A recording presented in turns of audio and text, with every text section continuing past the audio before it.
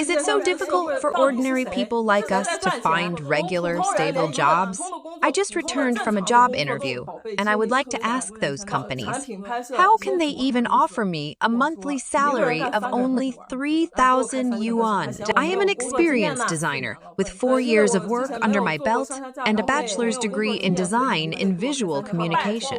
After seeing my previous salary of 5,000 yuan on my resume, which I had conservatively reported in reality, it was closer to 6,000 yuan with commissions. They commented that it was already considered high, especially in Taiwan.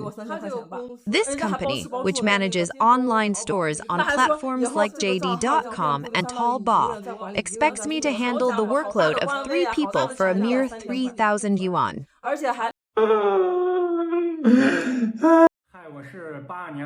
I was born in 1982, making me 41 years old this year. I'm a programmer specializing in the C programming language. Since becoming unemployed last year, I've spent a whole year at home, lying down because I couldn't find a job. This year has been extremely demoralizing for me, feeling like life hasn't improved and lacking motivation to do anything. As an older programmer, finding work is exceedingly difficult. I tear up just thinking about it. Jobs for C programmers have become scarce, and I feel lost transitioning to other roles. How am I supposed to manage the rest of my life? Every day I don't earn money, but expenses keep piling up. Job hunting has been fruitless, and life is tough. It's heartbreaking to feel obsolete in society. China's younger generation is grappling with the worst job market in several generations. Many young people are falling into despair due to their inability to find employment. Recently, a song about Tangping, meaning to lie flat, became a sensation on the Chinese internet, only to be swiftly censored by the Chinese authorities. The lyrics highlight sentiments like, "Between working and striving, I choose to lie down," and express daily concerns such as eating different brands of instant noodles, fearing their electric scooter running out of battery after work, dreaming of careers during the day, and yearning for romantic connections at night. This song captures the life pressures and challenges faced by China's youth today and has resonated deeply with them. The song is titled "Protracted Kneeling at the Temple of the God of Wealth," performed by Li Ermeng. Its profound lyrics state, "Perhaps only the gods know my current pain. Rather than believing in hard work, I'd rather trust in the gods. I light 3 sticks of incense, wishing for $300 million. I just want to leave the rest to fate. From then on, love might be optional, but money is essential. Between working and striving, I choose to lie down. Between systems and relationships, I choose to be detached. From then on, I won't even care about the fate the god of marriage and love has for me." Each line reveals the youth's sense of hopelessness and resignation towards life.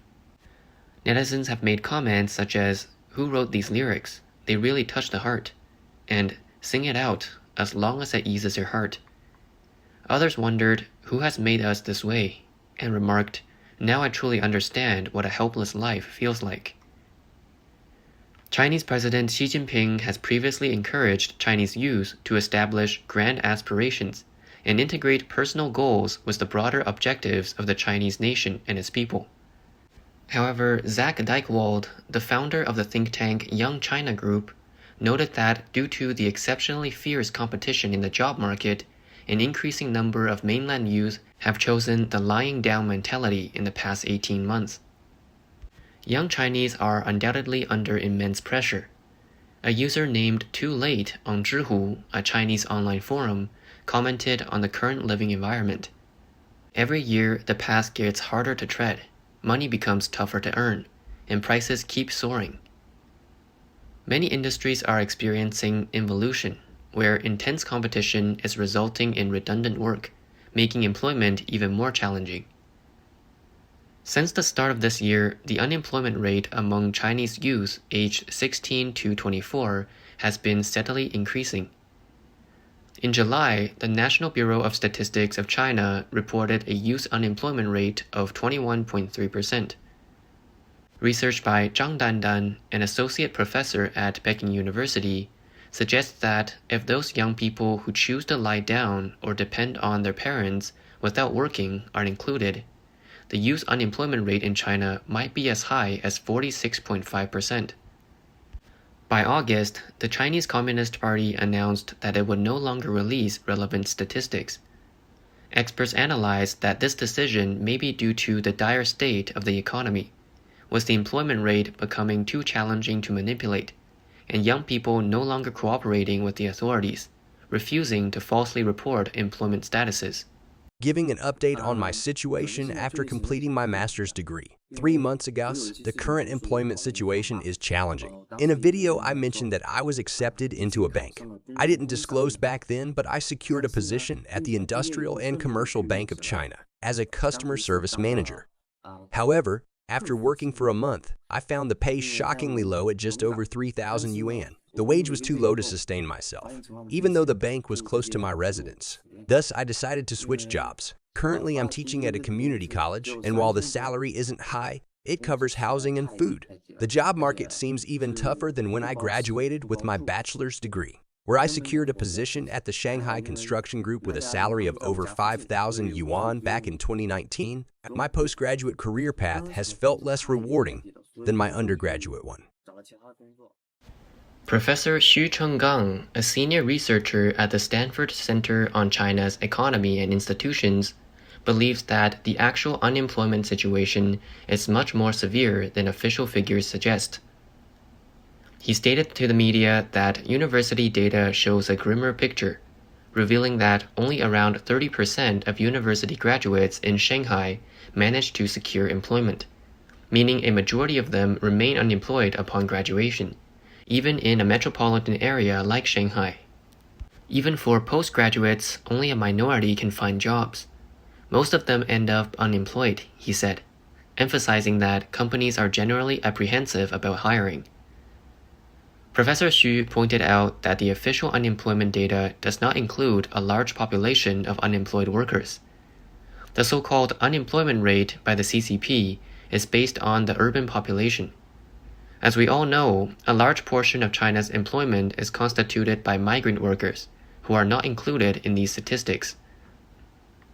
Given the persistently high unemployment rate among young people, the Chinese Communist Party's official media often introduces new terms to sidestep the unemployment issue, such as self-employment economy, light entrepreneurship, light employment, and slow employment. This employment landscape has left many young people feeling despondent. Mr. Chen, born in 1996 in Hebei, is an engineer at a semiconductor company in Beijing. He shared with the Central News Agency that job opportunities are scarce. Interns sitting beside him at work, even those from prestigious foreign universities, have sent out 60 to 70 resumes with no replies. His relatives, who graduated this year, haven't found jobs either. I live one day at a time, he says. Though he has a Beijing household registration permit and could buy property in Beijing, he feels there's no need, reasoning that if he doesn't buy, he won't have the pressure of a mortgage. Julie, 29, works as a game designer for a company in Beijing. Overtime is a norm for her, often not returning home until after 1 a.m., leading her to describe her existence as living like a zombie. After working overtime for 3 months, she realized she barely knew half of her colleagues. Many of her new colleagues are top university graduates who had to settle for less. Some young people, amidst the changes in various industries, have proactively chosen to step down from their professional roles, opting instead for manual labor jobs that may be deemed as lowering their status. Chen Chen, 29 years old, started working in home appliance marketing related to the real estate industry in Chongqing upon graduating with her bachelor's degree in 2016. Time flew, and in 7 prosperous years, her annual income reached over 300,000 yuan. However, as the real estate sector began to decline, leading to fewer homeowners requiring appliances, her earnings took a hit. About 6 months ago, she resigned from this role and transitioned into recycling used clothing. Her income dropped significantly, and she now finds herself competing for work with blue-collar workers. Chen has been distributing flyers in residential areas and even using loudspeakers to announce her services, reminiscent of decades ago when vendors hawked their goods in such a manner. It's hard to imagine a young person with a bachelor's degree doing this. While Chen jokes, "I've started picking up scraps at a young age," deep down she tells herself, "I'm just 40 years ahead of everyone else. Won't they also end up picking up scraps when they're older?" From her perspective, during her school days, hard work led to good grades and a corresponding degree. But this mindset doesn't align with today's job market. With high unemployment rates looming, China has seen the emergence of a new profession, a full-time child, where many young individuals lean on their parents to cope with the pressures of unemployment. Assistant Professor Lu Xi from the Lee Kuan Yew School of Public Policy at the National University of Singapore told the media, "Being a full-time child is essentially unemployment. It reflects the broader decline and stagnation of the socio-economic landscape. An estimated 16 million young Chinese, unable to find respectable jobs, have returned home to become full-time children. One such individual is Xiao Wang. After spending 6 months unsuccessfully job hunting in Shenzhen, 29-year-old Xiao Wang did something she never imagined. She returned to her hometown. Now she spends her days watching TV dramas and learning Japanese in hopes of applying for a master's course in Japan." Another student from the generation after the 2000s studying traditional Chinese medicine explained her view on relying on parents. In her opinion, simply lounging at home isn't truly relying on parents. It's when you work and still depend on your parents to buy a house that you're genuinely relying on them. This female student is from Chengdu and studies medicine in Beijing.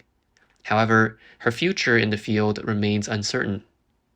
She's collaborated on a few photography projects and has amassed over 10,000 followers on the social media platform Xiaohongshu. She shared, "Sometimes I feel my earnings from social media surpass what I can make as a doctor, making me question if it's worth becoming one." Jokingly referring to herself as China's new generation of slackers, her parents don't pressure her. Given that living costs in Chengdu are much lower than in Beijing, she might not settle in Beijing long term. Another peer said, "No marriage, no children, no cars, no houses. Without these pressures, what matters most is happiness." 3 years of the pandemic paired with the CCP's strict zero-COVID policy and crackdowns on the internet, gaming, and education sectors have all intensified economic woes. Additionally, the CCP's 3 red lines policy for the real estate sector has eliminated many employment opportunities overnight. Mr. Ye from California shared that the unemployment situation among young people continues to worsen. His younger brother, who worked for an automation company in Shenzhen, lost his job in August when his entire department was unexpectedly laid off. With a family to support and a mortgage to pay, this has been a tremendous blow. Mr. Ye remarked that the current scenario is much different from before the pandemic. In his rural hometown, almost all the young people would go out for work during the summers. This year, the majority remained in the village. They're passing time by going from one house to another, attending banquets, he shared. His wife's niece, currently pursuing a master's degree in Beijing, has hoped to work at an internet company where she interned in August, but the firm is continuously laying off staff. The level of competition is intense, he said, hinting that returning to live with her parents might be among her plans. Li Jiabao, currently residing in Taiwan and known for his outspoken criticism of Xi Jinping's autocracy, believes that the prevalent lying down culture in China is a direct result of the realization that, despite hard work, achieving a comfortable life is unattainable. He said that many young Chinese have come to understand that even after working incredibly hard, earning a mere 3,000 to 4,000 yuan a month, and living in a tier 4 or 5 city, after paying rent, some can barely afford food. Mr. Qi, a mainland resident, shared, "We're slowly reverting to the era of the planned economy, where everything is restricted and controlled. The youth are becoming more and more disillusioned. Their only recourse is to adopt something intangible, yet seemingly part of life, the lying down mindset.